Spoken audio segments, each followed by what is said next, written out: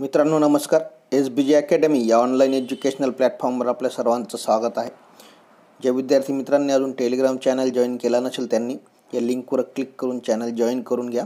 ही link मी description बॉक्समध्ये दिलेली आहे. तर येत्या काळात तलाठी संवर्ग भरती परीक्षा 2022 ही जी एक्झाम होणार आहे मित्रांनो, त्या अनुषंगाने आपण संभाव्य प्रश्नसंच क्रमांक 1 जो आहे तो तयार केलेला आहे. असेच संभाव्य प्रश्नसंचांची सिरीज आपण कंटिन्यू करणार आहोत.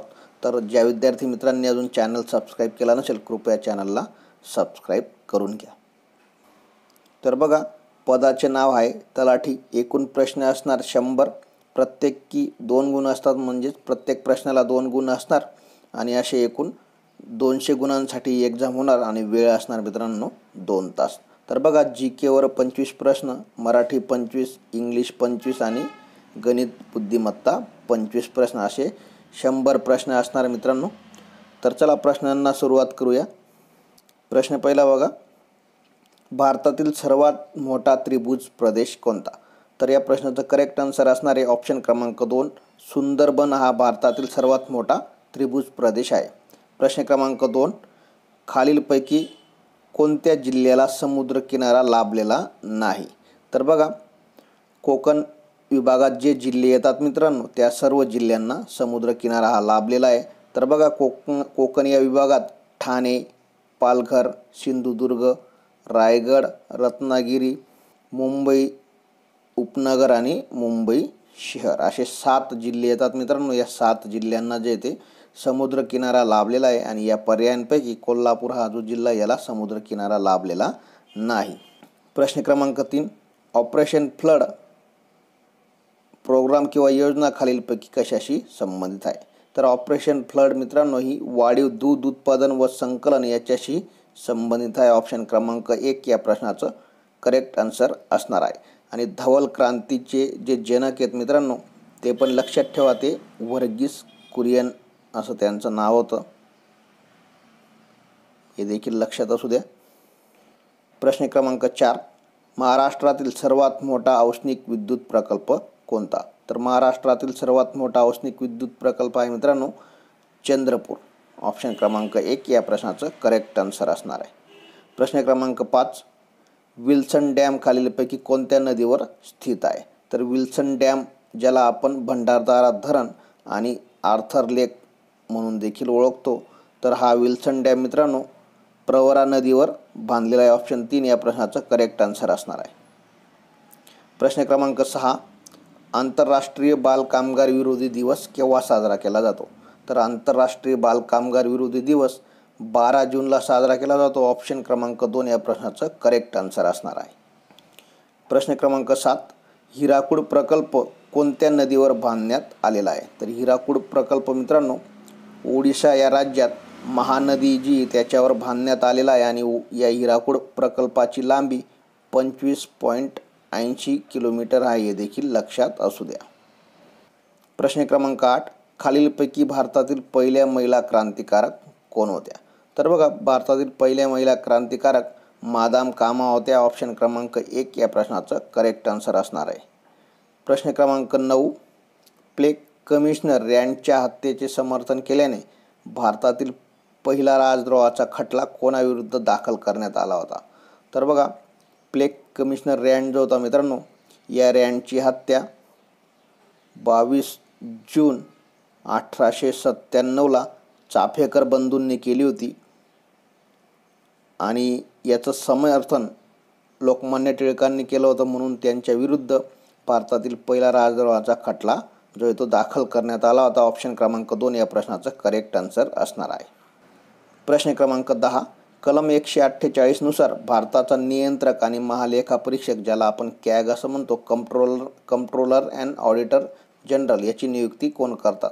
तर बघा, कलम 148 नुसार कॅगची नियुक्ती मित्रांनो राष्ट्रपती हे करत असतात. ऑप्शन क्रमांक 1 या प्रश्नाचं करेक्ट आन्सर असणार आहे. आणि या एम नंतर जे मित्रांनो पी हवा होता, एवढी दुरुस्ती करून घ्या, ठीक आहे. प्रश्न क्रमांक 11, कलम 168 नुसार घटक राज्यांच्या कायदेमंडळात कोणाचा समावेश होत नाही? तर बघा, घटक राज्यांच्या कायदेमंडळात राज्यपाल, विधानसभा आणि अस्तित्वात असेल तर विधान परिषद, या तिन्हींचा समावेश होत असतो. तर आपल्या राज्यात विधान परिषद जी ती अस्तित्वात आहे. तर उच्च न्यायालय जे मित्रांनो याचा घटक राज्यांच्या कायदेमंडळात समावेश होत नाही. कायदेमंडळ म्हणजे जिथं कायद्यांची निर्मिती केली जात असते. ऑप्शन क्रमांक 1 या प्रश्नाचं करेक्ट आन्सर असणार आहे. प्रश्न क्रमांक 12 चुकीची जोडी ओळखा. तर हे 4 पर्याय बघा मित्रांनो. लोकसभा सदस्य, तर लोकसभा सदस्य होण्यासाठी 25 वर्षे वयाची पूर्ण असावी लागतात. हा ऑप्शन बरोबर असणार आहे. त्यानंतर बघा राज्यसभा सदस्याला 30 वर्ष पूर्ण असावी लागतात वयाची. हा ऑप्शन देखील बरोबर आहे मित्रांनो. आणि विधान परिषद सदस्याला देखील 30 वर्ष जी ती वयाची पूर्ण असावी लागतात. आणि विधानसभा सदस्य याला देखील 25 वर्षे जी ती वयाची पूर्ण असावी लागतात. म्हणून ऑप्शन देखील बरोबर असणार आहे मित्रांनो. परंतु राष्ट्रपती आणि उपराष्ट्रपती पदाला वयाची 35 वर्षे जी ती पूर्ण असावी लागतात. या ठिकाणी 35च्या ऐवजी 30 दिलेलं आहे, म्हणून ऑप्शन जो मित्रांनो तो चुकीचा असणार आहे. ऑप्शन क्रमांक 2 या प्रश्नाचा करेक्ट आन्सर असणार आहे. प्रश्न क्रमांक 13 सुधारक या वृत्तपत्राचे संपादक कोण होते. तर सुधारक हे जे वृत्तपत्र होतं मित्रांनो, या वृत्तपत्राचे संपादक गोपाळ गणेश आगरकर होते. ऑप्शन क्रमांक 1 या प्रश्नाचं करेक्ट आन्सर असणार आहे. प्रश्न क्रमांक 14 खालीलपैकी डॉक्टर बाबासाहेब आंबेडकरांनी लिहिलेला ग्रंथ कोणता आहे. तर बघा बाबासाहेब आंबेडकरांचा ग्रंथ या 4 पर्यायांपैकी शूद्र कोण होते. ऑप्शन क्रमांक 1 या प्रश्नाचं करेक्ट आन्सर असणार आहे. हू वेअर शूद्राज असा त्यांचा हा ग्रंथ होता मित्रांनो. तर हे जे उर्वरित पर्याय आहेत सार्वजनिक सत्यधर्म, गुलामगिरी आणि खतपोडीचे बंड हे महात्मा फुले यांनी लिहिलेले आहेत. हे देखील लक्षात असू द्या. प्रश्न क्रमांक 15 ग्रामपंचायतीचा सचिव कोण असतो. तर ग्रामपंचायतीचा सचिव हा ग्रामसेवक असतो आणि ग्रामसेवकाकडेच जन्म मृत्यूची नोंद होत असते. प्रश्न क्रमांक 16 महाराष्ट्रात स्थानिक स्वराज्य संस्थांच्या निवडणुकीत EVM मशीनचा वापर सर्वप्रथम कोणत्या वर्षी करण्यात आला. तर महाराष्ट्रात स्थानिक स्वराज्य संस्थांच्या निवडणुकीत EVMचा वापर सर्वप्रथम 2005 साली करण्यात आला होता मित्रांनो. आणि स्थानिक स्वराज्य संस्थांच्या निवडणुकीत सर्वप्रथम EVM मशीनचा वापर करणारे राज्य आहे छत्तीसगड. प्रश्न क्रमांक 17 शांततेच्या 2021च्या नोबेल पुरस्काराने कोणास सन्मानित करण्यात आले आहे. तर बघा या पर्यायांपैकी मारिया रेसा फिलिपाईन्स आणि दिमित्री मुरातोव रशिया या दोन्हींना संयुक्तरित्या शांततेचा 2021चा जो नोबेल आहे मित्रांनो त्या नोबेल पुरस्काराने सन्मानित करण्यात आले आहे. म्हणून ऑप्शन क्रमांक 3 या प्रश्नाचं करेक्ट आन्सर असणार आहे. पर्याय क्रमांक 1 व 2 योग्य. प्रश्न क्रमांक 18 8 जुलै 2021 पासून भारताचे रेल्वे मंत्री कोण आहेत. तर बघा 8 जुलै 2021 पासून अश्विनी वैष्णव हे जे आहेत मित्रांनो हे भारताचे मंत्री आहेत. राज्यसभा सदस्यावर नियुक्त झालेले आहेत. तर बघा यांच्यापूर्वी पियुष गोयल यांच्याकडे हे खातं होतं मित्रांनो. नितीन गडकरी हे केंद्रीय भूपृष्ठ वाहतूक मंत्री आहेत आणि अनुराग ठाकूर हे क्रीडा मंत्री, निर्मला सीतारामन हे वित्तमंत्री आहेत. हे देखील लक्षात असू द्या. प्रश्न क्रमांक 19 राष्ट्रीय कृषी व ग्रामीण विकास बँकेचे म्हणजेच नाबार्डचे national bank for agricultural and rural डेव्हलपमेंटचे मुख्यालय कुठे आहे. ते बघा नाबार्डचे मुख्यालय मुंबई या ठिकाणी. ऑप्शन क्रमांक 1 या प्रश्नाचं करेक्ट आन्सर असणार आहे. आणि नाबार्डची जी स्थापना आहे मित्रांनो ती 12 जुलै 1982ला झाली. हे देखील लक्षात असू द्या. प्रश्न क्रमांक 20 गरिबी हटाव हे कोणत्या पंचवार्षिक योजनेचे मुख्य उद्दिष्ट होते. तर गरिबी हटाव हे 5व्या पंचवार्षिक योजनेचे मुख्य उद्दिष्ट होतं मित्रांनो. आणि गरिबी हटाव ही घोषणा 4थ्या पंचवार्षिक योजनेत दिली गेली होती. प्रश्न क्रमांक 21 गोवा राज्याच्या मुख्यमंत्रीपदी 28 मार्च 2000 पासून कोणाची निवड झाली आहे. तर बघा 28 मार्च 2022ला जो शपथविधी झाला तर मित्रांनो तर गोवा राज्याच्या मुख्यमंत्रीपदी प्रमोद सावंत यांची निवड झाली. ऑप्शन क्रमांक 1 या प्रश्नाचं करेक्ट आन्सर असणार आहे. प्रश्न क्रमांक 22 25 जून 2021 पासून केंद्रीय दक्षता आयोगाचे प्रमुख कोण आहेत. तर बघा 25 जून 2021 पासून केंद्रीय दक्षता आयोग ज्याला आपण CVC सेंट्रल व्हिजिलन्स कमिशनर असे म्हणतो तर या प्रश्नाचं करेक्ट आन्सर असणार आहे ऑप्शन क्रमांक 1 सुरेश एन पटेल यांची 25 जून 2021 पासून केंद्रीय दक्षता आयोगाच्या प्रमुख म्हणून निवड झालेली ऑप्शन क्रमांक 1 या प्रश्नाचं करेक्ट आन्सर असणार आहे। आणि यांच्यापूर्वी मित्रांनो केंद्रीय दक्षता आयोगाचे प्रमुख हे संजय कोठारी होते, हे देखील लक्षात असू द्या। प्रश्न क्रमांक 23 5 जून 2022ला जागतिक पर्यावरण दिवस साजरा केला गेला। या पर्यावरण दिवसाची संकल्पना म्हणजेच थीम काय होती?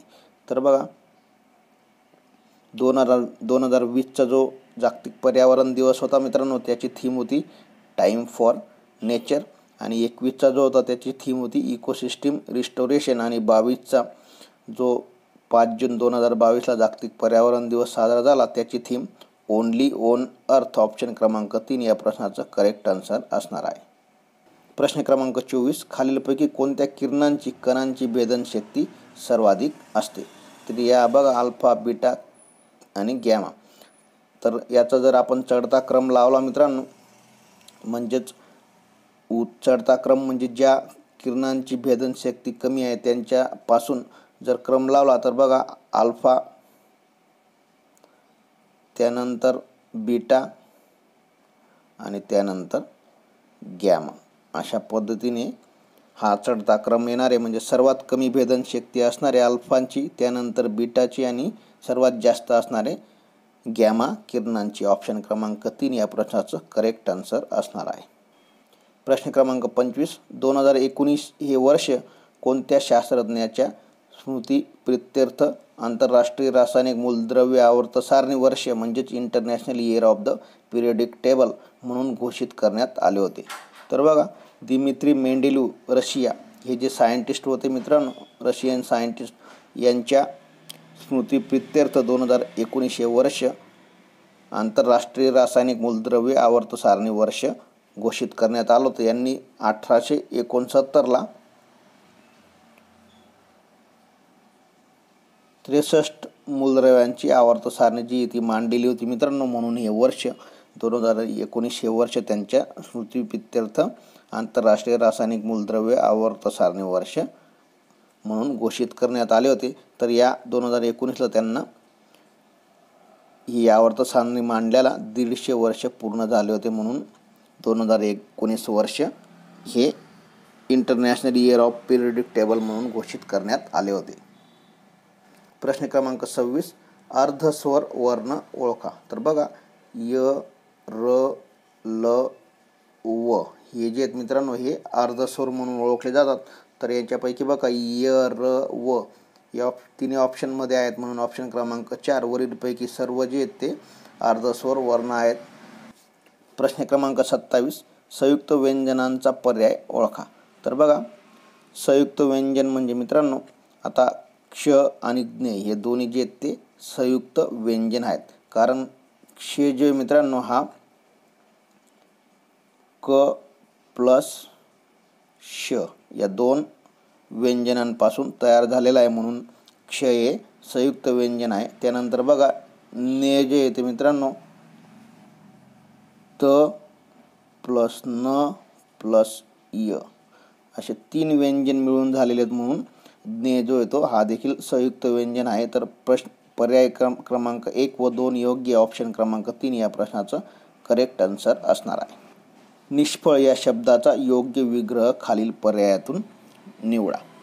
तर या ठिकाणी बघा विसर्गाच्या आधी ई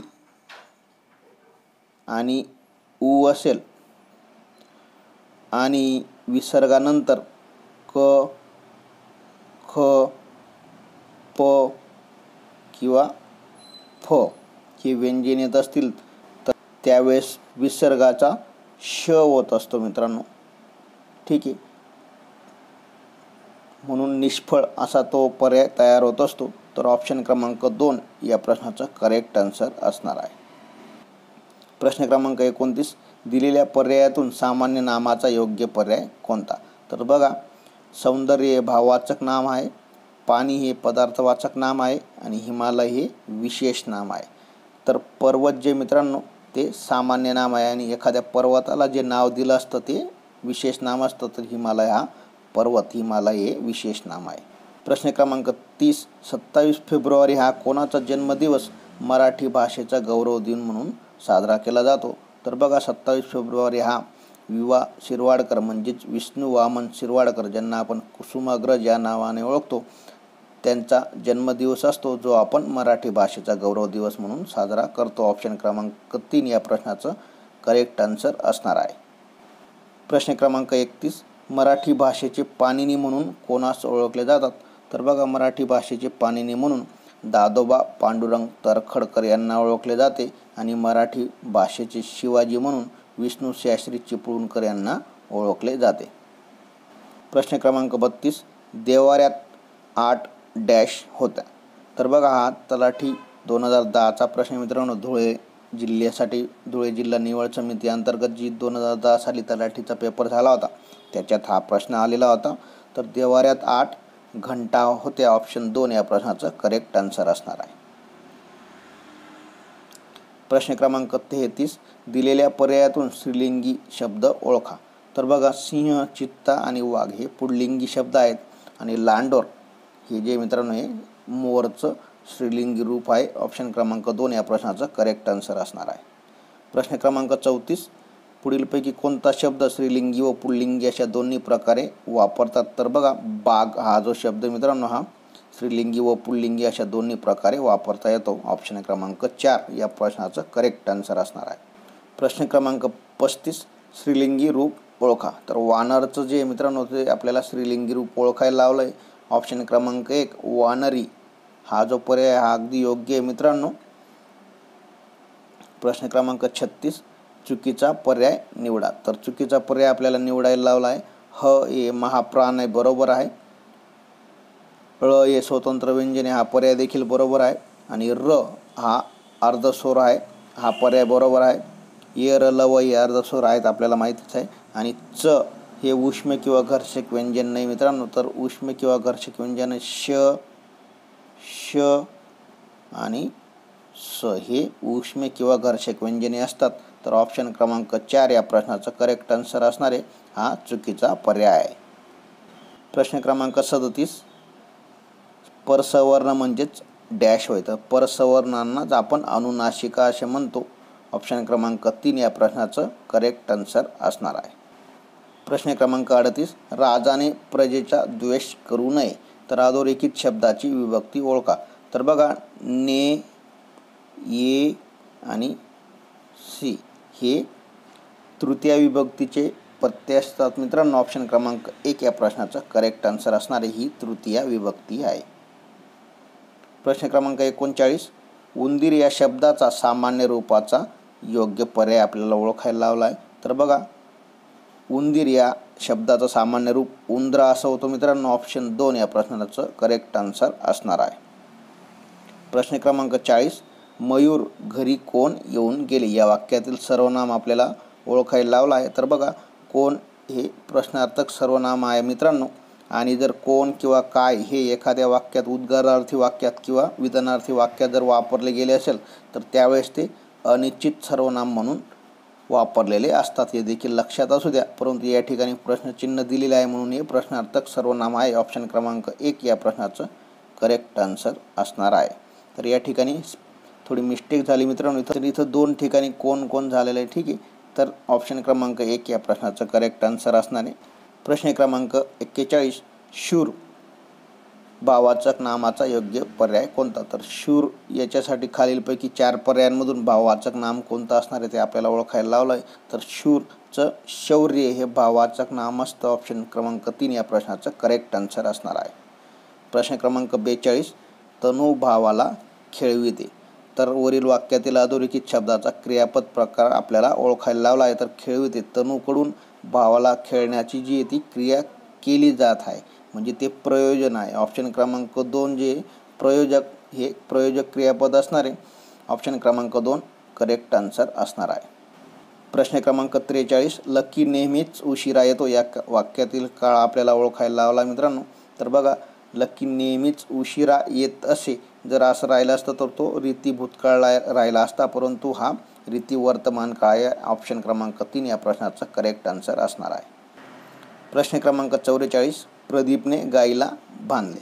तर बघा प्रयोग ओळखायला लावला मित्रांनो, तर कर्ता प्लस कर्माला प्रत्यय आहे मित्रांनो आणि क्रियापद जे आहे ते नपुंसकलिंगी एकवचनी एकारांत आहे। तर अशा वेळेस सकर्मक भावे प्रयोग होत असतो। कर्ता कर्माला प्रत्यय आणि क्रियापद जे असतं ते एकवचनी एकारांत असतं।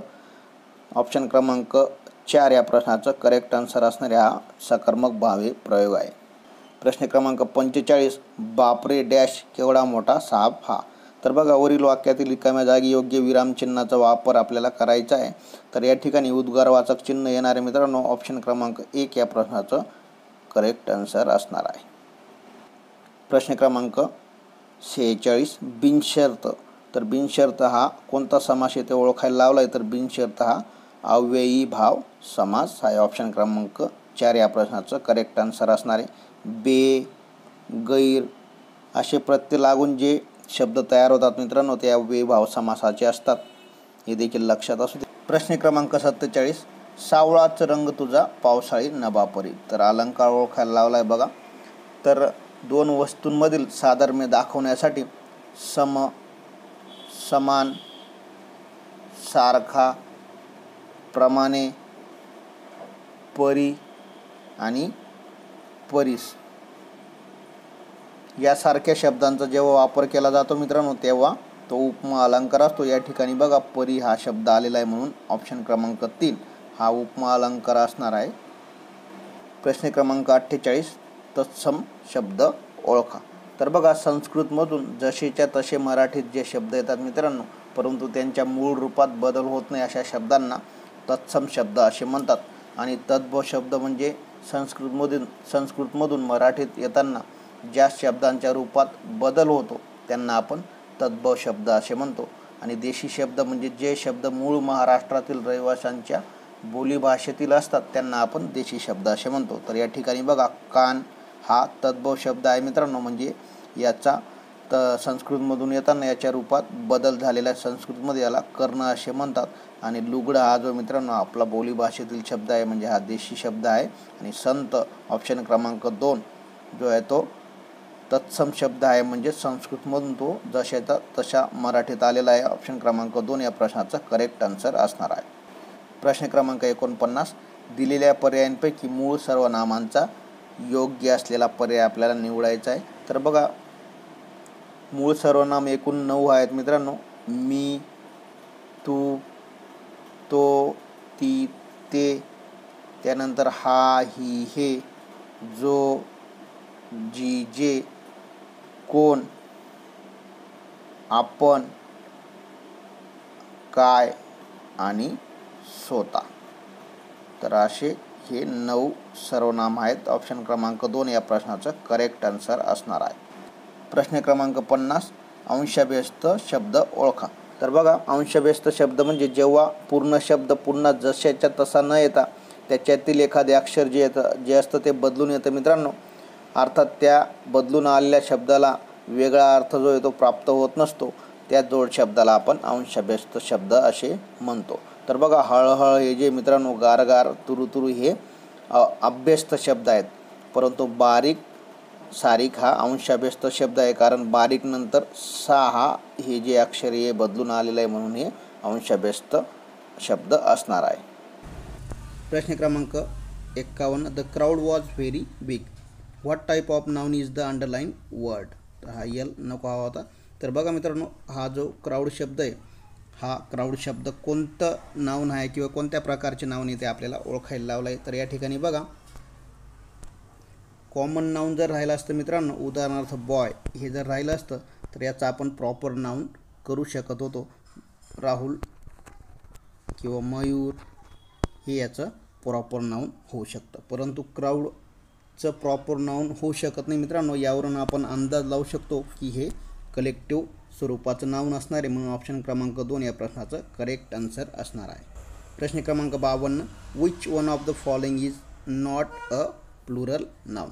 तर खालील 4 पर्यायांपैकी अनेक वचनी नाम नसणारा पर्याय कोणता, म्हणजेच एक वचनी नाम असणारा पर्याय आपल्याला निवडायचा आहे। बघा माईस हे माऊसचं अनेक वचन आहे मित्रांनो, MOUSC. कॅटल हा शब्द कायम अनेकवचनी स्वरूपात वापरला जातो आणि ऑक्स जे ते ऑक्सचं अनेकवचन आहे.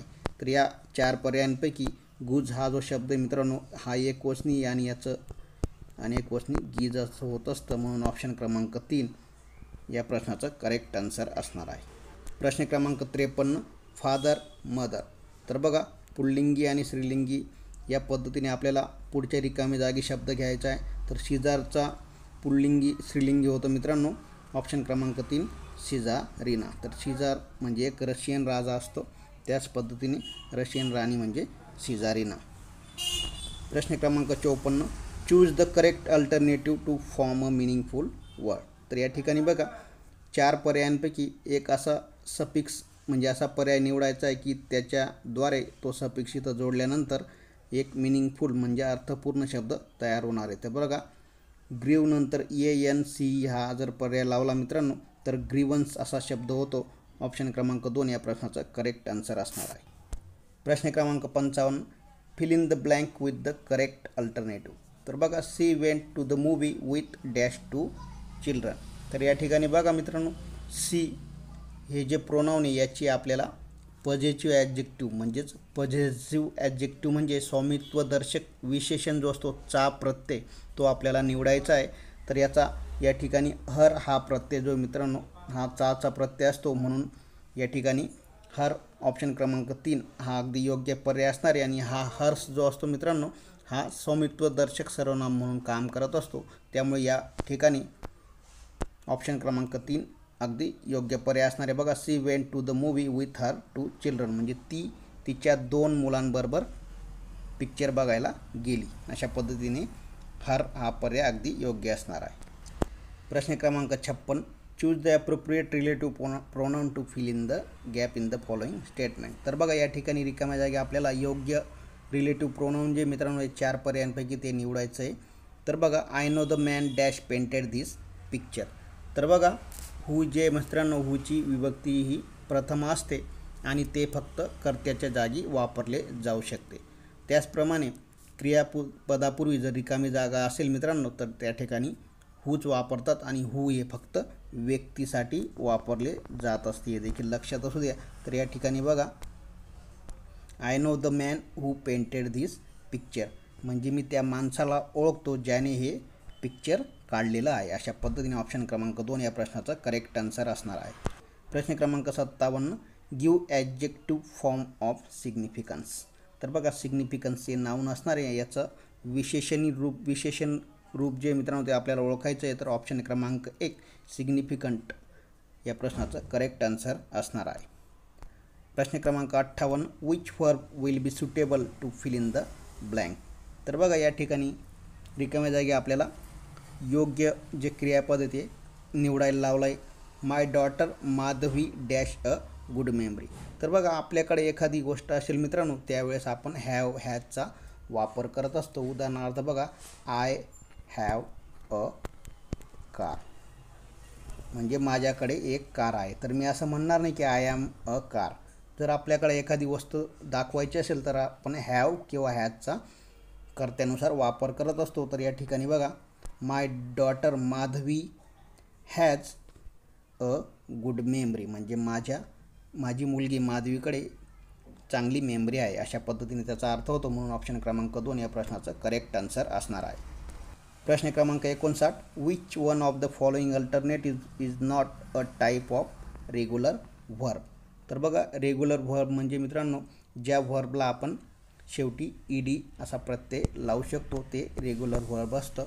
उदाहरणार्थ बघा या लुकला शेवटी आपण ईडी लावलं तर लुक असं होतं. स्टडीला याचा IED लावला मित्रांनो स्टडीड असा होतो आणि ट्रॅव्हलचा ट्रॅव्हल्ड असा होतो. परंतु बिगिन हे रेग्युलर व्हर्ब नाही मित्रांनो.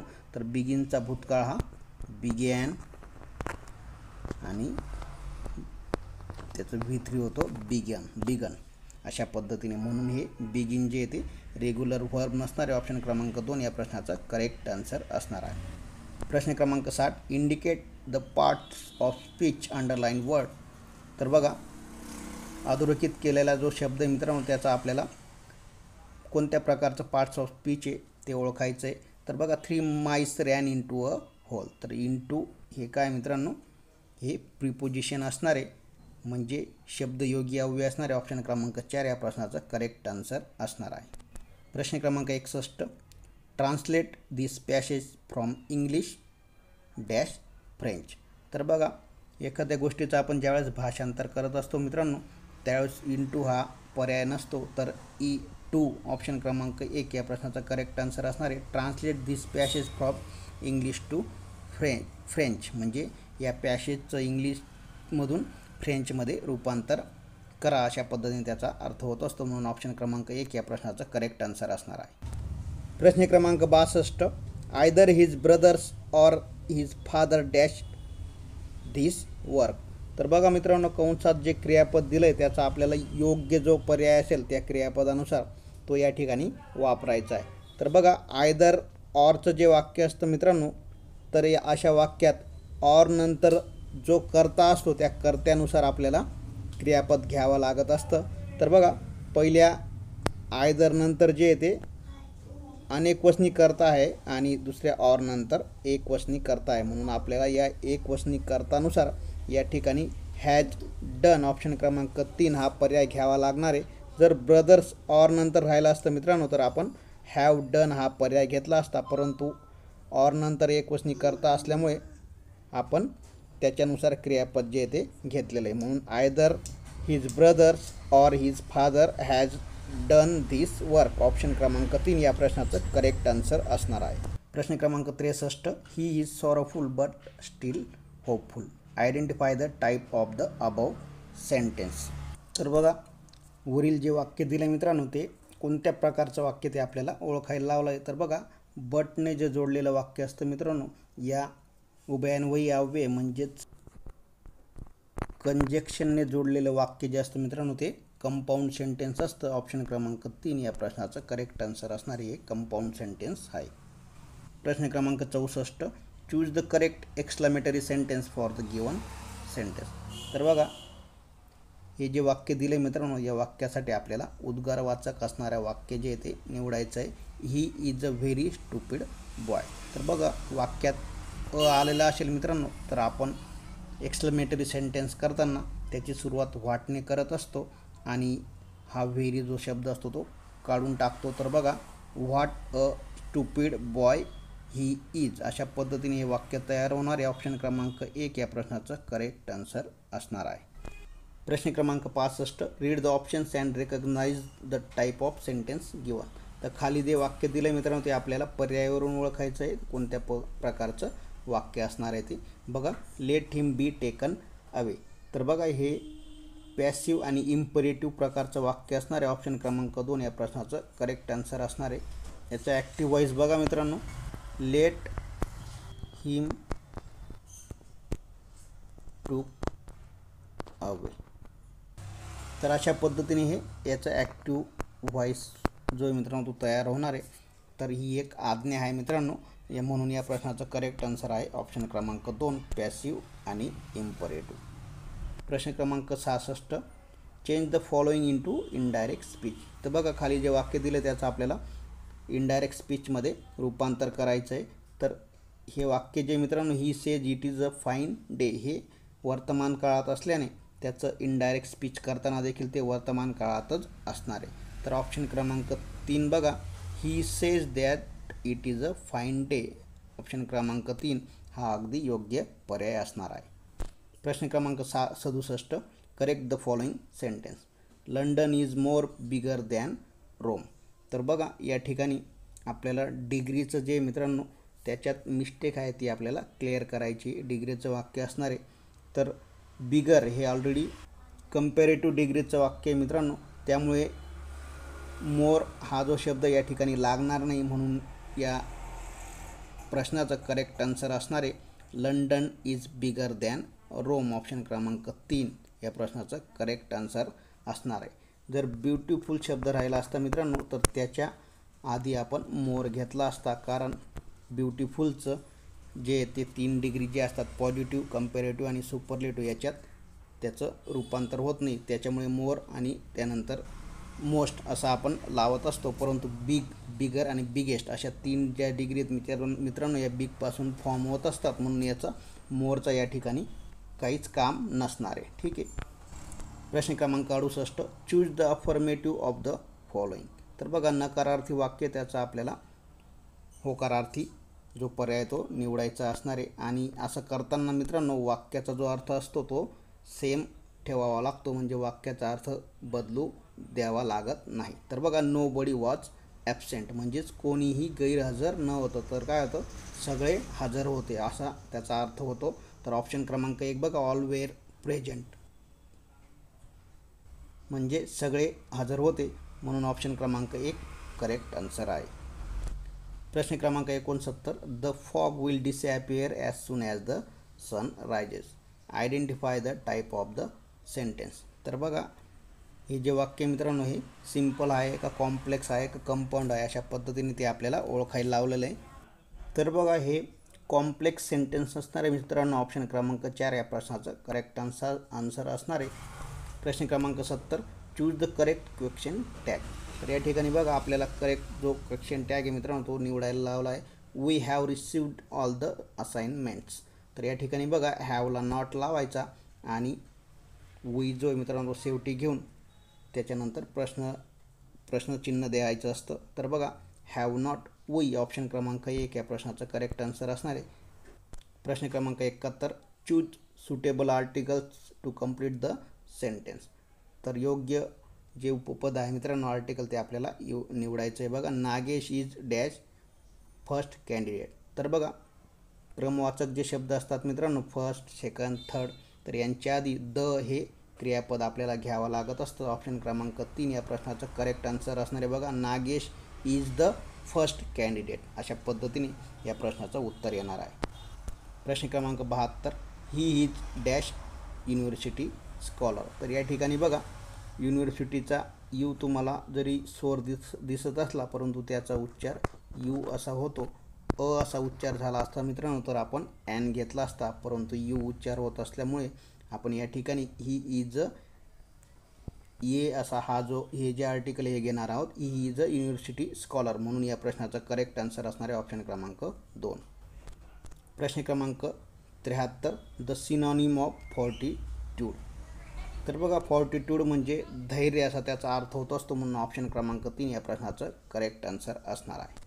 प्रश्न क्रमांक 74, choose the correct antonym of radical. तर बघा, रॅडिकल म्हणजे वरवरचे असा त्याचा अर्थ होतो आणि सुपरफिशियल म्हणजे संपूर्ण असा त्याचा अर्थ होतो मित्रांनो. तर ऑप्शन क्रमांक 2 या प्रश्नाचं करेक्ट आन्सर असणार आहे. प्रश्न क्रमांक 75, फिल इन द ब्लँक. तर बघा, remedy for all diseases is called. तर सगळ्या आजारांवर जो उपचार केला जातो त्याला आपण पॅनासिया असं म्हणतो. ऑप्शन क्रमांक 2 या प्रश्नाचं करेक्ट आन्सर असणार आहे. पुढचे जे प्रश्न आहेत मित्रांनो 76 ते 100 ते मॅडम घेणार आहेत. नमस्कार विद्यार्थी मित्रांनो, आता आपण गणित आणि बुद्धिमत्ता या घटकांवरील प्रश्न बघणार आहोत. तर बघू, प्रश्न क्रमांक 76. तनू आणि मयूर यांच्या आजच्या वयाची बेरीज 50 वर्ष आहे. 5 वर्षाआधी तनूचे वय मयूरच्या 7 पट होते. तर तनू आणि मयूरचे आजचे वय काय? बघा, आपल्याला इथे 2 गोष्टी दिलेल्या आहे.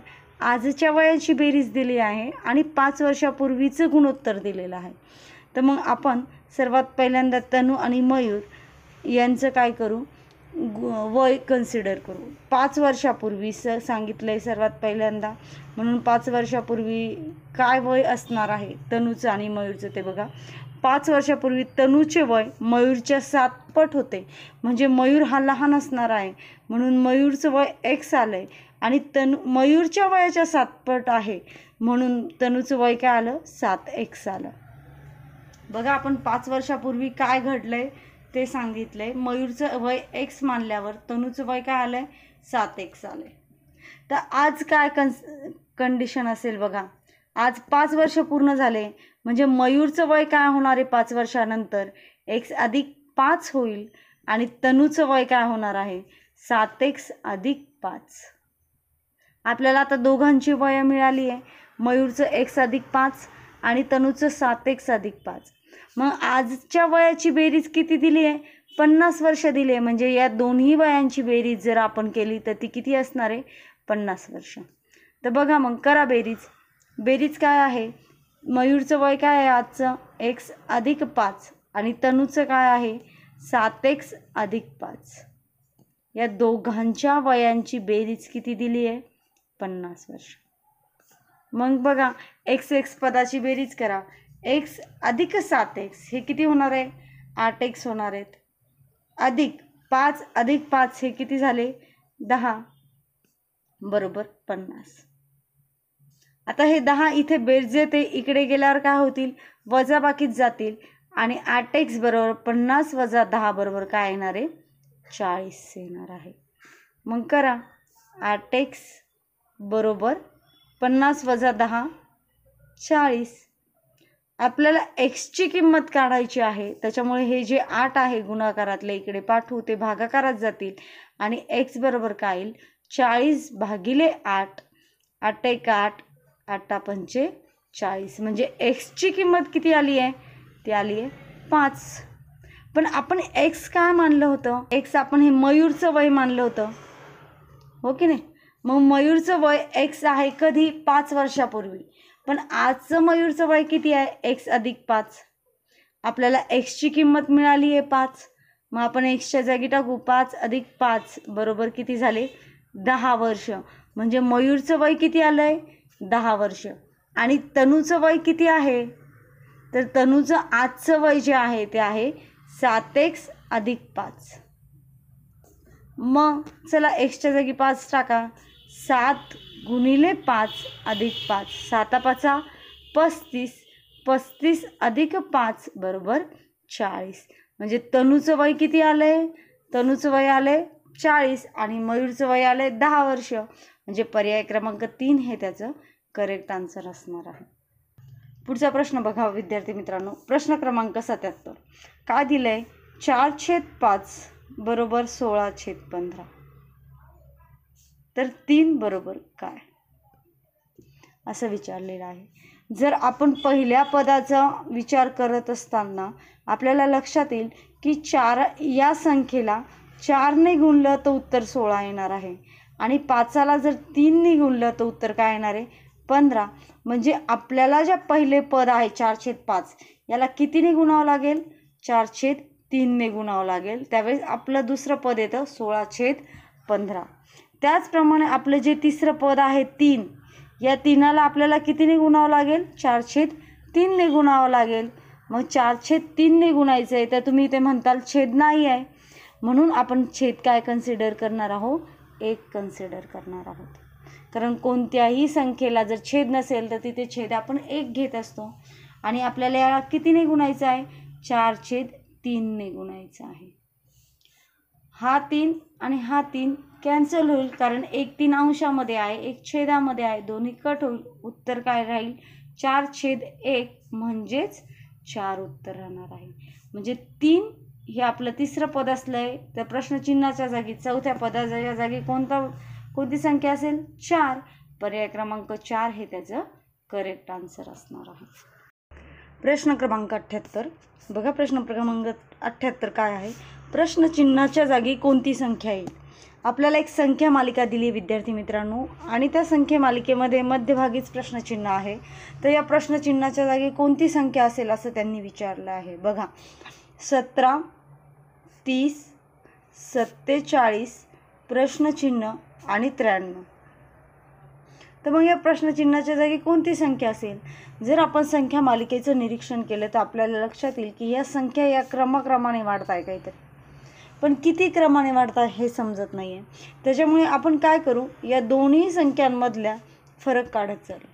17 आणि 30 या दोन संख्येमध्ये कितीचा फरक आहे? तर 30मधून 17 गेले तर 13 उरतात, म्हणजे 17मध्ये 13 मिळवल्यावर 30 आले. 30 आणि 47मध्ये कितीचा फरक आहे बघा बरं? 17चा फरक आहे. बघा आता इथले फरक सुद्धा सेम नाही आहे.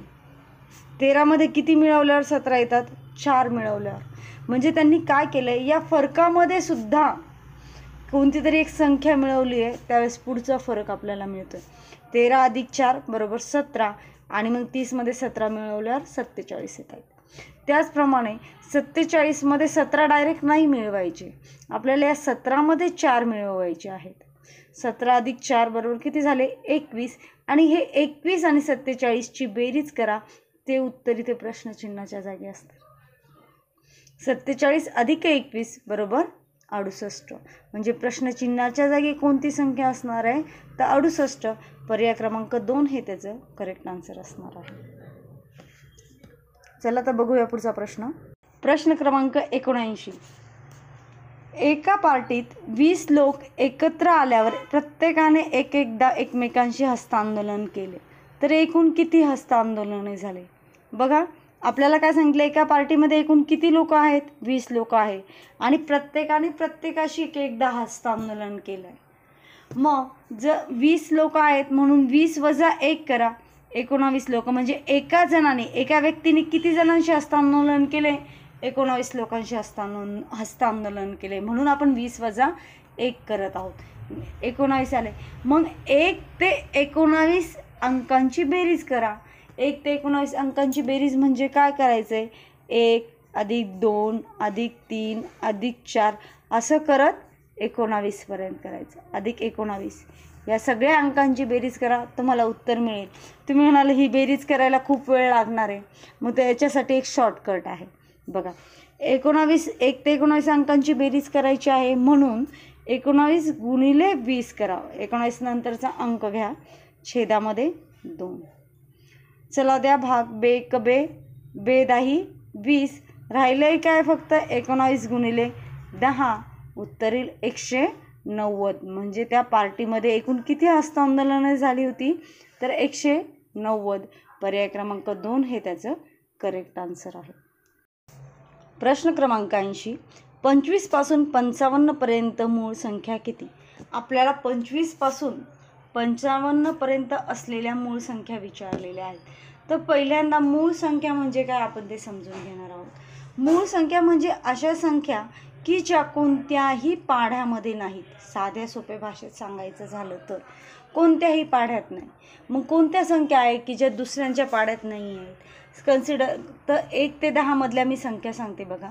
1 ते 10 मध्ये बघा, 2 3 5 7 या सर्व संख्या ज्या आहेत त्या मूळ संख्या आहेत. मग यांना मूळ का म्हणतोय? कारण 2 ह्या कोणाच्याच पाढ्यात नाही, तो फक्त 1 2च्याच पाढ्यात आहे, म्हणजे ते स्वतःच्या पाढ्यामध्ये आहे. 3 सुद्धा कोणत्याच संख्येच्या पाढ्यात नाही आहे. 5 सुद्धा, 7 सुद्धा.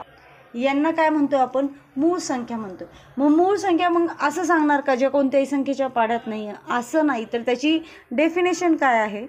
तर मूळ संख्या अशा संख्या की ज्याला फक्त 2 आणि 2च विभाजक असतात. मग विभाजक म्हणजे काय? तर बघा, आपण म्हटलं की 5 ही मूळ संख्या आहे. मग या 5 संख्येच्या हे काय आहे विभाजक? तर 5 ही संख्या एकाच्या पाढ्यात आहे आणि ती 5 स्वतः, म्हणजे 5चे विभाजक कोण झाले? 1 आणि 5. फक्त 2 आणि 2च विभाजक आहे. 1 आणि ती संख्या या 2 विभाजक आहेत, म्हणून 5 या संख्येला काय म्हणतो आपण? मूळ संख्या असं म्हणतो. तुम्हाला समजण्यासाठी मी साध्या सोप्या भाषेत सांगितलं की ज्या कोणाच्याही पाढ्यामध्ये नाहीत त्या संख्यांना आपण मूळ संख्या असं म्हणतो. आणि मग ज्या इतर संख्या ज्या आहेत त्या इतर दुसऱ्यांच्या पाढ्यात आहेत त्या संख्यांना काय म्हणणार आहोत? तर त्यांना आपण संयुक्त संख्या असं म्हणणार आहोत. मग 1 ते 10 मध्ये कोणत्या कोणत्या संयुक्त संख्या आहेत? 2 4 6 8 आणि 10. ह्या काय झाल्या? संयुक्त संख्या झाल्या. सॉरी, 2 नाही आहे, मी चुकून 2 म्हटली आहे. 4 6 8 आणि 10 ह्या काय आहे? संयुक्त संख्या. कारण 4 ही कोणाकोणाच्या पाढ्यात आहे? ती एकाच्या पाढ्यात आहे, ती 2च्या पाढ्यात आहे, 4च्या पाढ्यात आहे. म्हणजे 4चे विभाजक 2पेक्षा जास्त झाले. 1 पण आहे, 2 पण आहे, 4 पण आहे, म्हणून ती संयुक्त संख्या झाली. 6चे पण 1 2 3 6 हे काय झाले? विभाजक झाले 6चे, म्हणून 6 सुद्धा काय झाली आहे? संयुक्त संख्या झालेली आहे. मग तुम्ही म्हणताल की 1 ही संख्या कोणती आहे? कारण ती मी मूळमध्ये पण नाही सांगितली आणि संयुक्तमध्ये पण नाही सांगितली.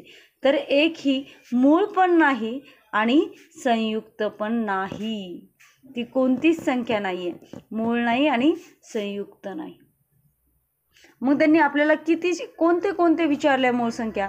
आपल्याला 25 पासून 55 पर्यंतच्या मूळ संख्या विचारल्या. मग 25 पासून 55 पर्यंतच्या कोणत्या मूळ संख्या आहेत? बघा, 29 कोणत्याही संख्येच्या पाढ्यात नाही आहे.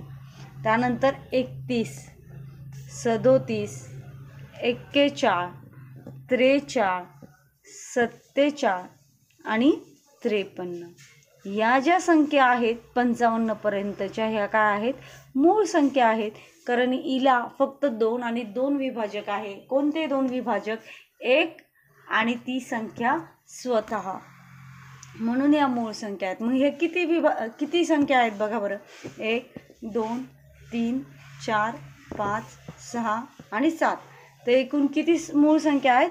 तर 7. पर्याय क्रमांक 3 हे त्याचं करेक्ट आन्सर असणार आहे. प्रश्न क्रमांक 81. 15,45,972 या संख्येतील 4 व 7 या अंकाच्या स्थानिक किमतीतील फरक किती? बघा, आपल्याला संख्या काय दिली आहे? 15,45,972 आणि कोणत्या अंकांच्या स्थानिक किमतीतील फरक विचारला आहे? 4 आणि 7. 4 इथे आहे, 7 इथे आहे. या दोन्ही अंकांच्या स्थानिक किमतीतील फरक आपल्याला काढायचा. मग सर्वात पहिल्यांदा स्थानिक किंमत म्हणजे काय? तर त्या कोणत्या स्थानावरती आहेत? आता 7 बघा बरं कोणत्या स्थानावर आहे? तर तो दशक स्थानावर आहे. 4 कोणत्या स्थानावर आहे? तो दशसहस्र स्थानावर आहे, हो की नाही? मग 7ची स्थानिक किंमत काय असणार आहे? तो जर दशक स्थानावर आहे तर 7ची स्थानिक किंमत काय असेल? 7 गुणिले 10 दशक स्थाने आहेत म्हणून 10. दशक म्हणजे 10, तर त्याचं उत्तर येईल 70. आणि 4 कोणत्या स्थानावर आहे? दशसहस्र स्थानावर आहे म्हणून त्याची किंमत काय असेल? 4 गुणिले 10,000. तो दशसहस्र म्हणजे किती? 10,000, म्हणून 4 गुणिले 10,000 तर त्याची किंमत येईल 40,000. मग तुम्ही म्हणताल की आम्हाला हे समजत नाही स्थान काय आहे. तर मग सगळ्यात सोपी गोष्ट सांगायची जर असेल, आपल्याला कोणत्याही अंकांची स्थानिक किंमत काढायची असेल तर त्या अंकानंतर किती अंक आहे ते बघायचे. आता 7ची स्थानिक किंमत काढायची. 7 नंतर किती अंक आहे? एकच अंक आहे म्हणून 7वर 1 शून्य द्यायचा. ती झाली 7ची स्थानिक किंमत 70. आता 4ची स्थानिक किंमत काढायची.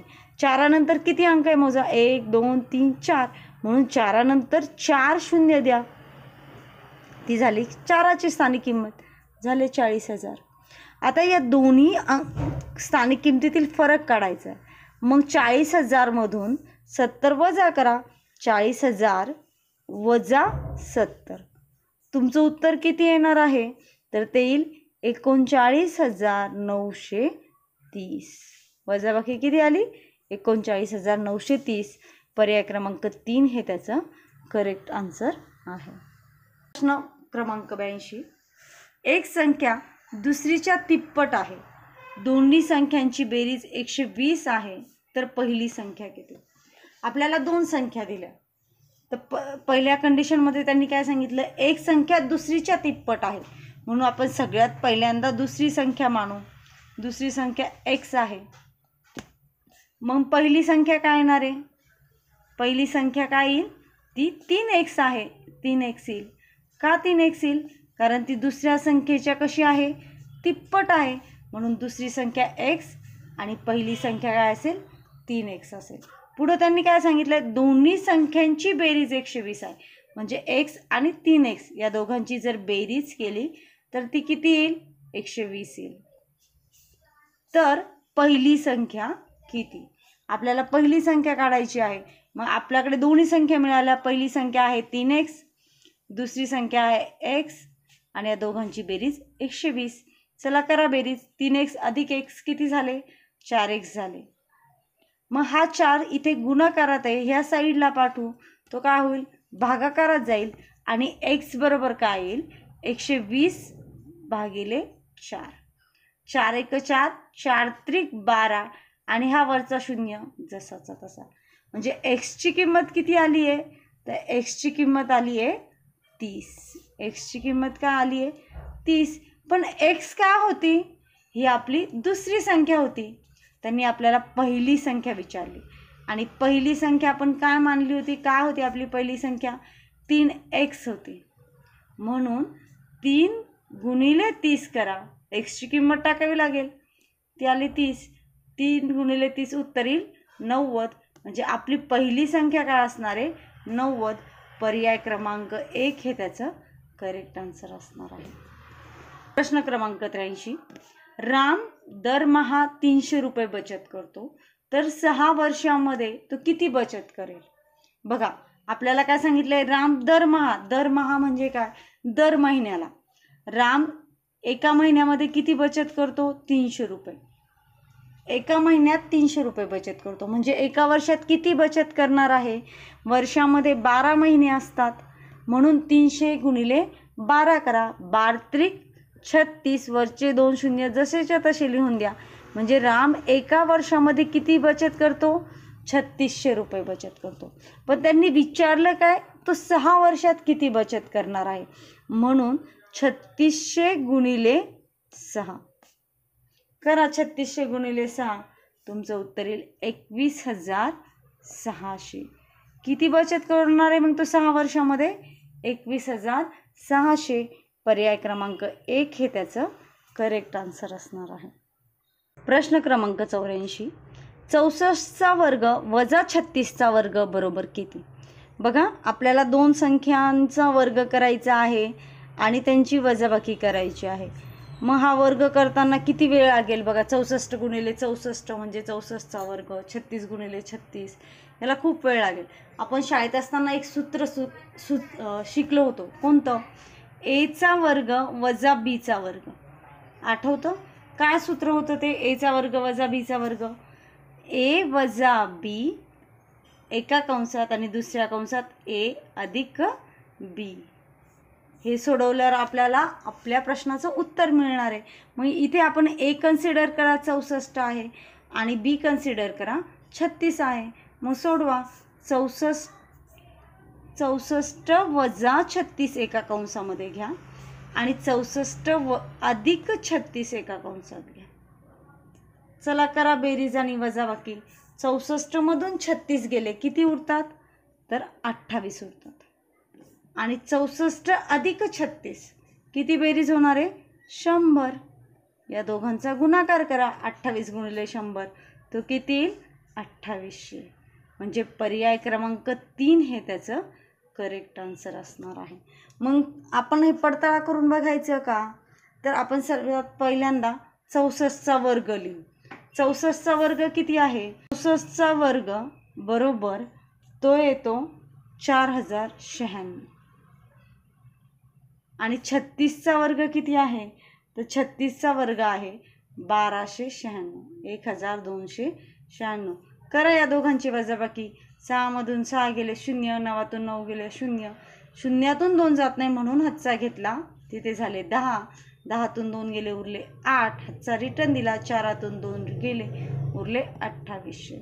आली तुमचं उत्तर 2800. म्हणजे आपण सोडवलेलं जे गणित होतं ते काय आहे, करेक्ट आहे. चला बघूया पुढचा प्रश्न. प्रश्न क्रमांक 85. बघा काय आहे, एक घर बांधण्यास 30 मजुरांना 60 दिवस लागतात, तर तेच घर 150 मजुरांकडून बांधून घेतले तर त्या 150 मजुरांना ते घर बांधण्यास किती दिवस लागतील? बघा विद्यार्थी मित्रांनो, हे व्यस्त प्रमाणाचं उदाहरण आहे. व्यस्त प्रमाणामध्ये काय होतं की ज्या 2 गोष्टी दिलेल्या आहेत आपल्याला, मग बघा पहिले काय दिले, मजूर दिलेत आणि दिवस दिलेत. जर मजुरांची संख्या वाढली तर दिवस काय होणार आहे, आपोआप कमी लागणार आहेत, हो की नाही. जर मजूर आपण वाढवले, 30च्या ऐवजी किती सांगितले त्यांनी, 150 मजूर घ्या, तर दिवस किती लागतील, तर ते नक्कीच 60 दिवसांपेक्षा कमी दिवस लागणार आहे. मग अशा उदाहरण सोडवताना काय करायचं, सर्वात पहिल्यांदा जी संख्या दिल्या आहे 30 मजूर आणि 60 दिवस या दोघांचा गुणाकार करायचा आणि त्यांना किती मजूर काम करून घर बांधणार आहेत, 150 मजूर काम करणार आहेत म्हणून त्यांनी भागायचं. चला मग द्या भाग. हा 0 गेला, 3 1 3, 3 5 15, 5ने आपण 60ला भाग घालू शकतो. 5 एक 5, 5 एक 5, खाली उरला 1, 5 दुणे 10, म्हणजे 150 मजुरांना किती दिवस लागणार आहे? तर 12 दिवस लागणार आहेत. तर मग कोणता पर्याय आहे बघा बरं? पर्याय क्रमांक 3 हे त्याचं करेक्ट आन्सर असणार आहे. प्रश्न क्रमांक 86 बघा, या प्रश्नामध्ये काय विचारलंय? खालीलपैकी 105 या संख्येचे मूळ विभाजन किती आहे? आता 105 या संख्येचे विभाजन काढायचे म्हणजे 105 या संख्येला कशाने भाग जातो हे आपल्याला सर्वात पहिल्यांदा माहीत पाहिजे. आपल्याला माहिती आहे की 21 5 105 होतात. मग 21चे भाग पडतात का बघा बरं? 21 कोणाकोणाच्या पाड्यात येतो? बरोबर आहे, 3 7 21, 3च्या पाड्यात येतो म्हणजे 21चे भाग पडले 7. हा 5 गुणिले 5 जसाचा तसा, म्हणजे 3 गुणिले 7 गुणिले 5 बरोबर किती होणार आहे? 105. म्हणजे मूळ विभाजन काय आहे 105चे? 3 गुणिले 5 गुणिले 7. बघा कुठे पर्याय क्रमांक 4 हे त्याचं करेक्ट आन्सर असणार आहे. प्रश्न क्रमांक 87 बघा, प्रश्न क्रमांक 87 मध्ये काय विचारलंय? 51 ते 70 या संख्येमध्ये येणाऱ्या विषम संख्यांची बेरीज त्याच दरम्यान येणाऱ्या समसंख्यांच्या बेरजेपेक्षा कितीने कमी आहे? आता सर्वात पहिल्यांदा आपल्याला माहिती पाहिजे की 51 ते 70 मध्ये किती संख्या आहेत. मी गणित खूप शॉर्टकटने सोडवणार आहे, काही सेकंदामध्ये आपल्याला उत्तर मिळेल. बघा, 51 ते 70 मध्ये किती संख्या आहेत? एकूण 20 संख्या आहेत. तर या 20 संख्यांमध्ये 10 ज्या असणार आहे त्या समसंख्या असतील आणि 10 ज्या संख्या असणार आहे त्या काय असणार आहे? विषम संख्या असणार आहेत, हो की नाही? मग या 10 विषम संख्यांची बेरीज आणि या 10 समसंख्यांची बेरीज कितीने कमी असणार आहे? समसंख्यांची आणि विषम संख्यांची बेरीज तर ती फक्त 10नेच कमी असणार आहे. पर्याय क्रमांक 2 हे त्याचं करेक्ट आन्सर आहे. तर ते कसं मी ते तुम्हाला समजून सांगते. बघा, आता 51 ही विषम संख्या आहे आणि 52 ही समसंख्या आहे. या दोघांच्या जोडीमध्ये कितीचा फरक आहे? एकाचा फरक आहे. परत पुढे बघा, 53 आणि 54 यामध्ये कितीचा फरक आहे? एक विषम एक सम, एकचा फरक आहे. अशा किती जोड्या तयार होतील? तर अशा करत करत आपली सगळ्यात शेवटची जी जोडी तयार होणार आहे ती 69 ते 70 यामध्ये 1, अशा 10 जोड्या तयार होतील. या 10 जोड्या आणि त्यात प्रत्येकीमधला 1-1चा फरक, म्हणूनच 10 गुणिले 1 बरोबर 10चा फरक असणार आहे. पर्याय क्रमांक 2 हे त्याचं करेक्ट उत्तर आहे. तुम्ही 51 पासून 69 पर्यंत विषम संख्यांची बेरीज कराल, 52 पासून 70 पर्यंत समसंख्यांची बेरीज कराल, मग फरक काढतात. त्यापेक्षा थोडंसं लॉजिक लावा. 51 आणि 52 मध्ये 1चा फरक आहे. अशा किती जोड्या तयार होतील? 10 जोड्या तयार होतील आणि आपलं उत्तर किती येतील? 10 उत्तर येणार आहे. तर बघूया पुढचा प्रश्न क्रमांक 88 बघा विद्यार्थी मित्रांनो, 1 ते 45 संख्येच्या दरम्यान 3ने भाग जाणाऱ्या संख्या चढत्या क्रमाने मांडल्यास सर्वात कमी किमतीच्या संख्येपासून 9व्या स्थानावरील संख्या कोणती? बघा, आपल्याला कोणत्या संख्या सांगितल्या आहे?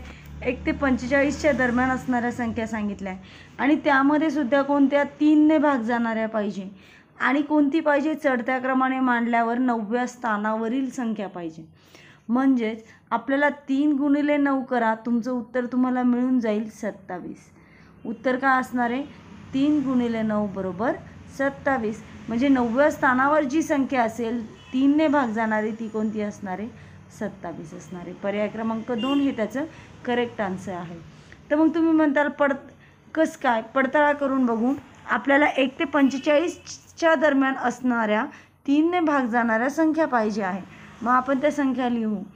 3, 6, 9, 12, 15, 18, 21, 24, 27, 30, 33, 36, 39, 42 आणि 45. आपण 1 ते 45 मधल्या संख्या लिहिल्या ज्याला 3ने भाग जातो. मग त्यांनी सांगितले 9व्या स्थानावरील सर्वात कमी किमतीपासनं. सर्वात कमी किंमत 3 आहे. मग 9व्या स्थानावरची मोजा. 1, 2, 3, 4, 5, 6, 7, 8, 9. म्हणजे 9व्या स्थानावर कोण आलं आहे? 27. आपण काढलेलं उत्तर बरोबर होतं. पर्याय क्रमांक 2. क्रमांक 89 बघा, 0, 1, 2, 3, 4 हे अंक एकदा वापरून सर्वात मोठी 5 अंकी संख्या आणि सर्वात लहान 5 अंकी संख्या यातील फरक किती? बघा, आपल्याला कोणते कोणते अंक दिले? 0, 1, 2, 3, 4 हे 5 अंक दिले आणि हे अंक वापरून सर्वात मोठी संख्या आणि सर्वात लहान संख्या काढायची आहे.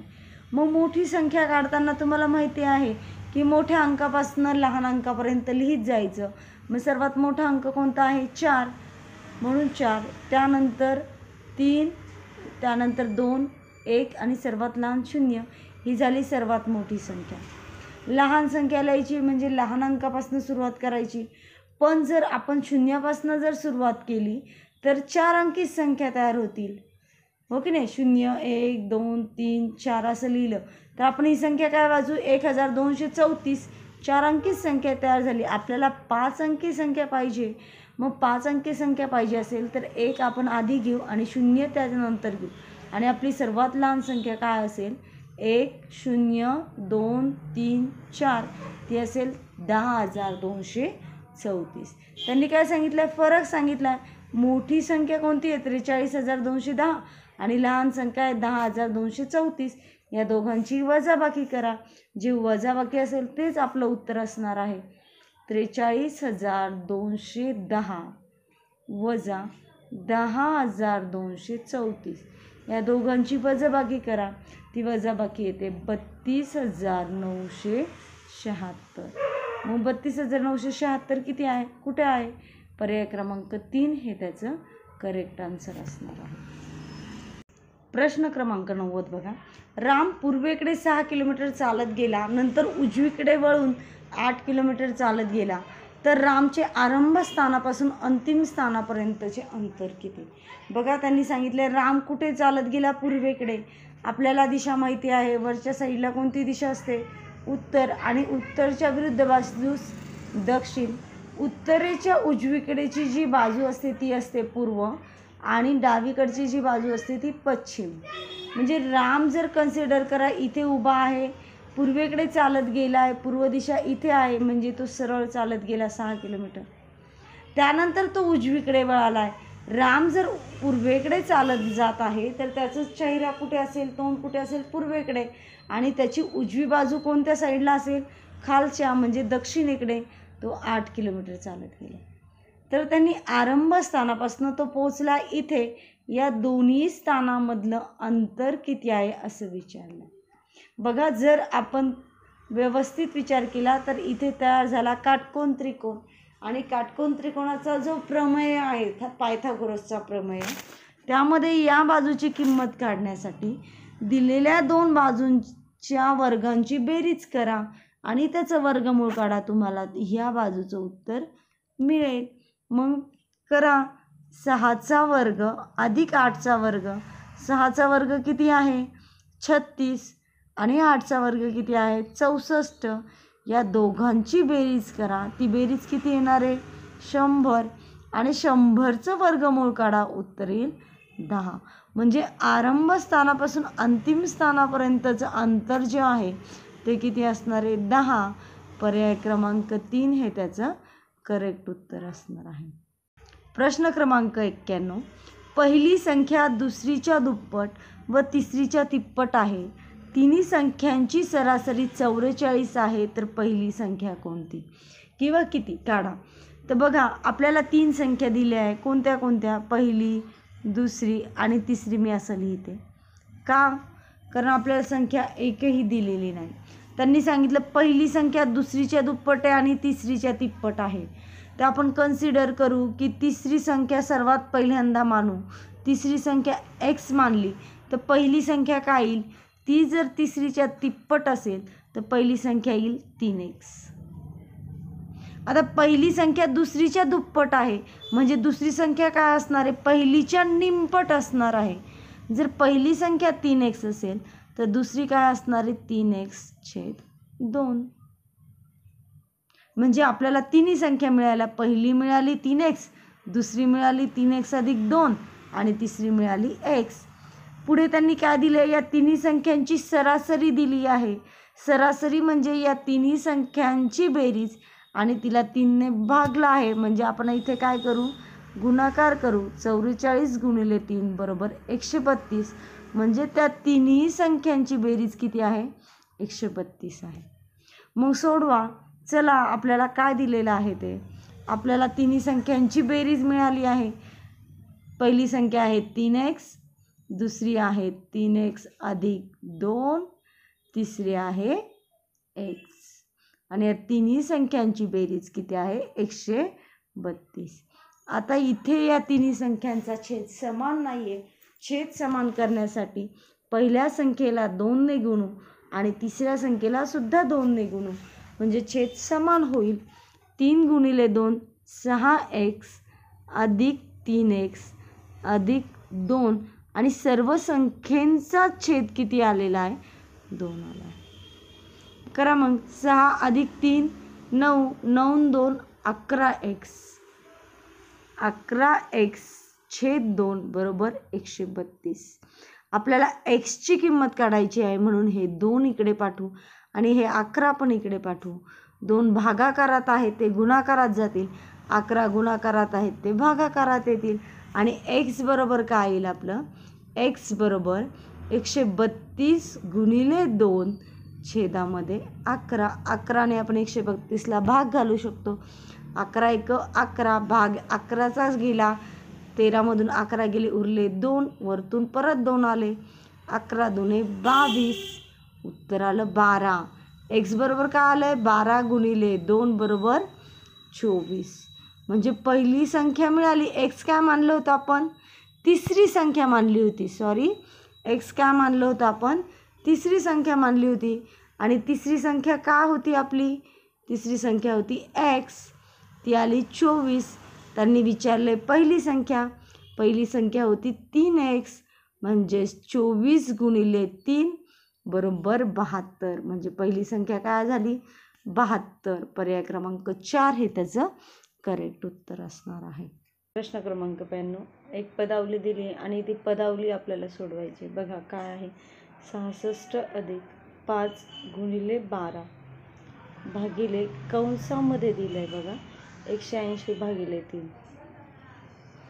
आपण ज्यावेळेस अशी पदावली सोडवतो तर त्यावेळेस सर्वात पहिल्यांदा आपण काय सोडवतो, कंस सोडवतो, त्यानंतर भागाकार, त्याच्यानंतर गुणाकार, मग बेरीज आणि सगळ्यात शेवटी वजाबाकी. हो की नाही.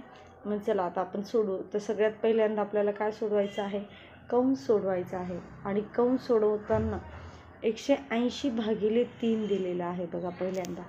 मग 180ला जर 3ने भागितलं तर आपलं उत्तर काय येणार आहे, 3 सक 18 आणि वरचा शून्य जसाचा तसा, म्हणजे उत्तर काय असेल 60. म्हणजे या कंसाच्या जागी उत्तर काय असणार आहे 60. 66 अधिक 5 गुणिले 12 भागिले 60. बघा आता हा गुणाकार करून घेऊ. 12 पंचे 60च, 60 भागिले 60. आधीचे 66 जसेच्या तसे आहेत. 60ने 60ला भागल्यावर उत्तर काय येतं 1. 60 भागिले 60 म्हणजे 1, म्हणजे 66 अधिक 1. तुमचं उत्तर काय असणार आहे 67. पर्याय क्रमांक 4 हे त्याचं करेक्ट आन्सर असणार आहे. प्रश्न क्रमांक 93. महेशने मुलीच्या शिक्षणासाठी 8.5 दराने 1,20,000 रुपये शैक्षणिक कर्ज 4 वर्षासाठी घेतले. त्यांनी ती मुदत संपली तेव्हा बँकेला एकूण किती रक्कम परत केली असेल. बघा आपल्याला रक्कम किती परत केली आहे असं विचारलं आहे. मग 8.5 दराने किती कर्ज घेतलं होतं, 1,20,000. किती वर्षासाठी, 4. म्हणून सर्वात पहिल्यांदा आपण व्याज किती लागला असेल ते व्याज काढू. आपण ज्यावेळेस शाळेमध्ये होतो त्यावेळेस आपण एक सूत्र शिकलो होतं, मुद्दल गुणिले दर गुणिले कालावधी म-द-क शॉर्टकटमध्ये भागिले 100. मग मुद्दल किती आहे 1,20,000, दर किती आहे 8.5 आणि कालावधी म्हणजे किती वर्षासाठी तर 4 वर्षासाठी. मग व्याज काढू. मग व्याज काय येईल 1,20,000 गुणिले 8.5 गुणिले 4 छेदामध्ये 100 जसाचा तसा. हे 2 शून्य आणि हे 2 शून्य गेले. राहिले किती? 1200 गुणिले 8.5 गुणिले 4. या तिघांचा गुणाकार करा. तो गुणाकार येतो 40,000. 1200 गुणिले 8.5 गुणिले 4. या तिघांचा गुणाकार येतो 40,800. म्हणजे त्याला व्याज किती लागलं आहे 4 वर्षासाठी? 40,800. मग त्यांनी फक्त व्याज परत केलं का? नाही, त्याच्याबरोबर मुद्दल पण दिलेली आहे. म्हणजे मुद्दल आणि हे व्याज या दोघांची काय करावी लागेल? बेरीज करावी लागेल. आणि ती बेरीज किती येते? 1,20,000 अधिक 40,800. ही बेरीज येते 1,60,800. पर्याय क्रमांक 4 हे त्याचं करेक्ट आन्सर असणार आहे. त्यांनी बँकेला 1,60,800 रुपये परत केले असेल. क्रमांक 94. दशादशे 5 दराने एका रकमेचे 4 वर्षाचे सरळ व्याज 500 रुपये असल्यास मुद्दल किती? बघा, आता आपल्याला इथे काय दिलं आहे? व्याज दिलं आहे, दर दिला आहे आणि कालावधी दिला आहे. आणि विचारले काय?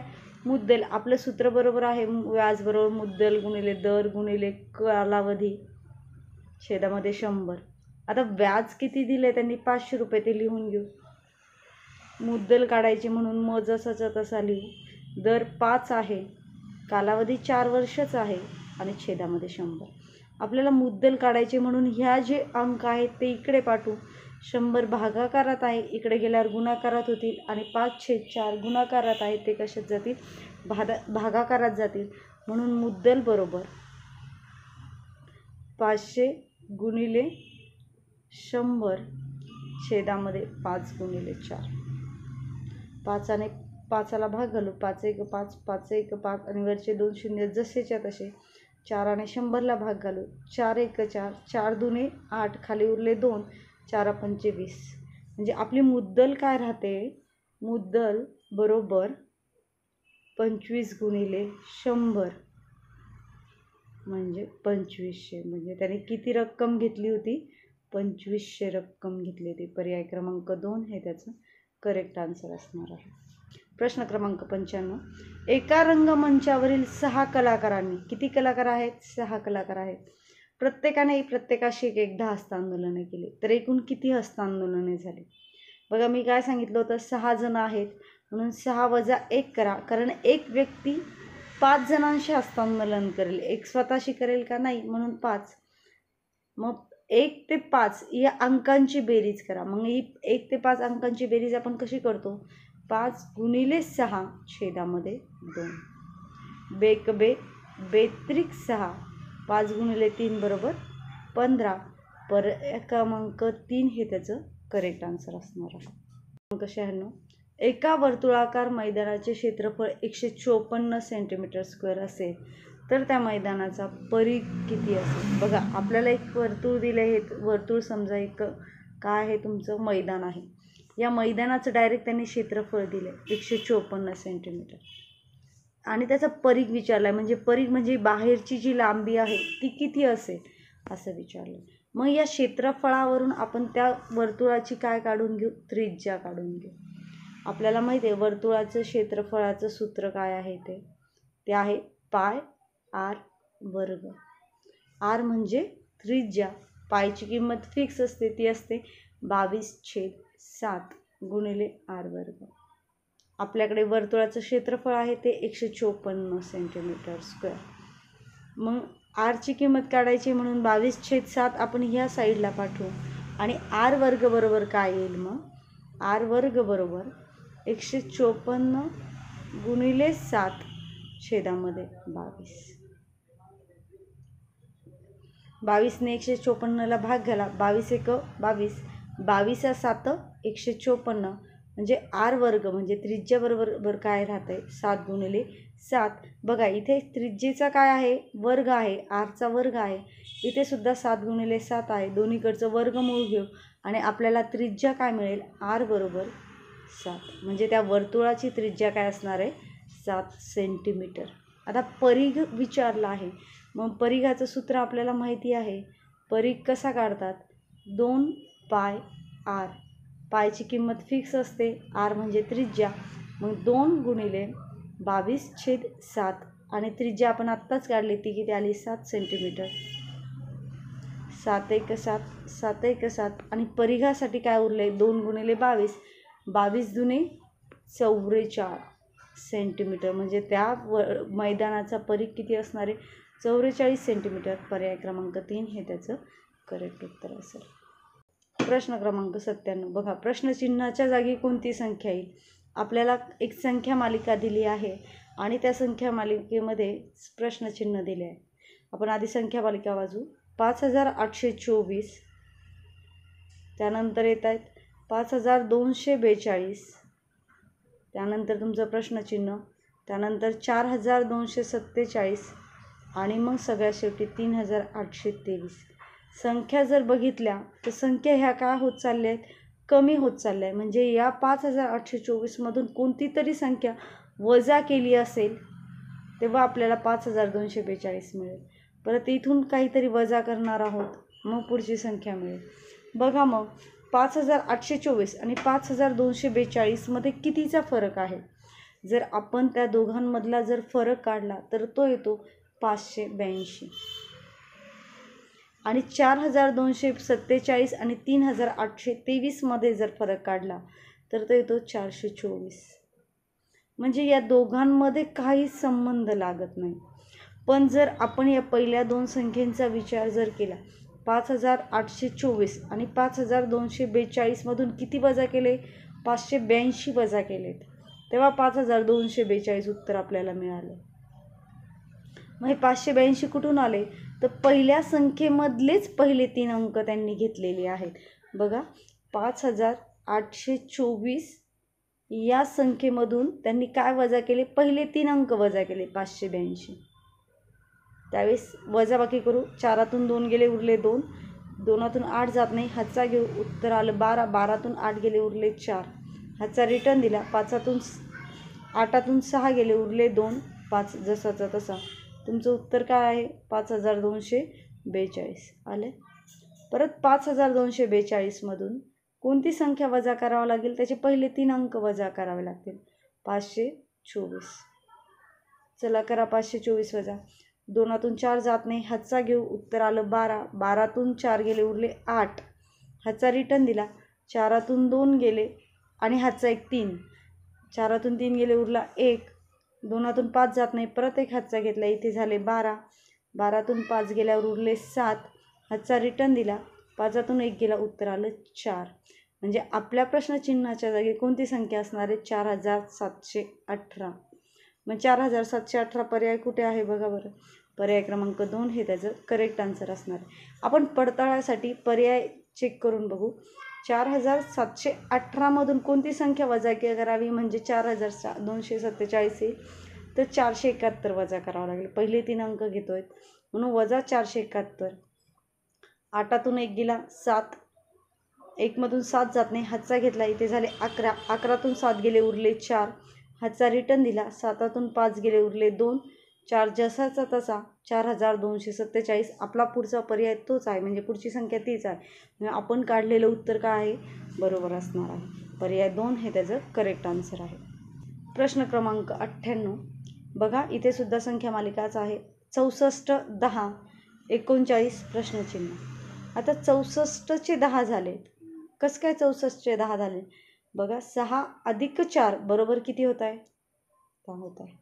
त्याचप्रमाणे 39, 3 अधिक 9 किती येणार आहे? 3 अधिक 9 12. म्हणजे प्रश्नचिन्हाच्या जागी कोणता अंक असेल? 12. पर्याय क्रमांक 4 हे त्याचं करेक्ट आन्सर आहे. प्रश्न क्रमांक 99 प्रश्नचिन्हाच्या जागी कोणती संख्या येईल? बघा, आपल्याला एक मालिका दिली आहे, त्या मालिकेमध्ये प्रश्नचिन्हाच्या जागी, पण ह्यावेळेस संख्या ज्या आहेत त्या अशा दिल्या आहेत. बघा, 2 100 8, 3 49 4, 5 प्रश्नचिन्ह 4. या दोन संख्यांमध्ये काहीतरी असणार आहे, त्यावेळेस उत्तर 100 येते. 2 आणि 8 या संख्येची बेरीज केली तर ती किती येते? 10 येते. आणि आपल्याला माहिती आहे 10चा वर्ग काय आहे? 100. आता पुढचे बघू. 3 अधिक 4 यामध्ये लॉजिक लागतं का? 3 अधिक 4 7 आणि 7चा वर्ग 49 बरोबर आहे. म्हणजे आपल्याला ज्या संख्या आहेत 5 आणि 4 या दोघांची काय करावी लागेल? बेरीज करावी लागेल आणि त्याचा वर्ग करावा लागेल. 5 अधिक 4 9, 9चा वर्ग 81. म्हणजे प्रश्नचिन्हाच्या जागी आपला काय उत्तर असणार आहे? 81. पर्याय क्रमांक 3 हे त्याचं करेक्ट आन्सर असेल. प्रश्न क्रमांक 100 या प्रश्नमालिकेतील हा शेवटचा प्रश्न असणार आहे विद्यार्थी मित्रांनो. बघा आपला प्रश्न काय आहे तो. एका विटेची लांबी 18 सेंटीमीटर आहे, रुंदी 12 सेंटीमीटर आहे आणि उंची 20 सेंटीमीटर आहे. तर 3.6 मीटर लांबीच्या चौरसकृती खोक्यात जास्तीत जास्त किती विटा भरल्या जातील? आपल्याला एक खोकं दिलं आहे आणि त्या खोक्याची लांबी रुंदी ही किती आहे? 3.6 मीटर. तर याच्यामध्ये किती विटा बसतील असं त्यांनी विचारलेलं आहे. विटाची लांबी, रुंदी आणि उंची सर्व दिले आहे. मग सर्वात पहिले आपण त्या खोक्याचं काय काढू? क्षेत्रफळ काढू. पण हे क्षेत्रफळ काढताना आपल्याला हे मीटरचं कन्व्हर्जन सेंटीमीटरमध्ये करावं लागेल. मग 1 मीटर म्हणजे किती सेंटीमीटर? तर 1 मीटर म्हणजे 100 सेंटीमीटर. मग 3.6 मीटर म्हणजे किती सेंटीमीटर होणार आहे? तर ते होईल 360 सेंटीमीटर. ओके. 1 मीटर म्हणजे 100 सेंटीमीटर, तर 3.6 मीटर म्हणजे किती? 360 सेंटीमीटर. मग क्षेत्रफळ किती येणार आहे त्या खोक्याचं? तर ते खोक्याचं क्षेत्रफळ ते काय असेल? 360 गुणिले 360. आणि त्या वेटेचं पण आपल्याला काय काढावं लागणार आहे? तिचं घनफळ काढावं लागेल. ते घनफळ काय असेल? लांबी गुणिले रुंदी गुणिले उंची. म्हणजे या तिन्ही संख्यांचा गुणाकार. तो गुणाकार काय येईल? 18 गुणिले 12 गुणिले 20. म्हणजे आलेल्या क्षेत्रफळाला या घनफळाने भागावं लागेल. म्हणजे आपल्याला त्या खोक्यामध्ये एवढ्या विटा बसतील असं येईल. 18 एका 18, 18 दुणे 36, शून्यवरचा जसाच तसा, 20 एक 20, 20 एक 20. 12 ने 36ला भाग, 360ला परत भाग घालू. 12 एक 12, 12 त्रिक 36, वरचा शून्य जसाच तसा. म्हणजे त्या खोक्यामध्ये जास्तीत जास्त किती विटा बसत आहेत? तर त्या 30 विटा बसत आहेत. पर्याय क्रमांक 3 हे त्याचं करेक्ट आन्सर असणार आहे. विद्यार्थी मित्रांनो, जर तुम्हाला माझा व्हिडिओ आवडला असेल तर प्लीज माझ्या व्हिडिओला लाईक, शेअर आणि सबस्क्राईब करा. त्याचबरोबर नवनवीन व्हिडिओ बघण्यासाठी बेल आयकॉनचं बटन दाबा. धन्यवाद.